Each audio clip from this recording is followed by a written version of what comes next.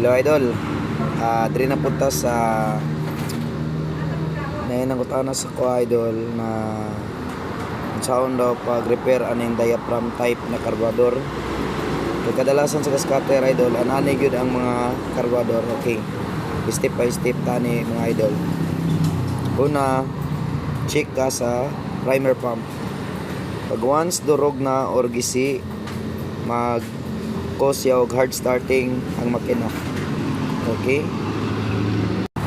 Dalawa idol, check mo yung diaphragm. Kailangan yung diaphragm hindi matigas. Ito. Dapat lambot siya idol. Okay? Check mo to. Tapos ang pinaka-importante idol, yung strainer idol sa ilalim. Yun o. Yung magsusupply ng gas, yun ang pinaka-importante. At saka ito idol, supply ng minjet idol. Ito at saka ito idol. Sa ilalim ito. Connection ito. Kaya kailangan matuto ka mag-adjust na ito na style idol na car. Okay?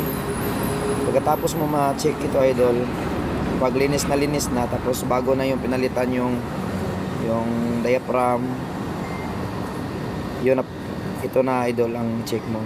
Ito ikotin mo lang ng isang kalahati. Yun. At saka ito idol, isa at kalahati. Same lang sila idol. Yun ang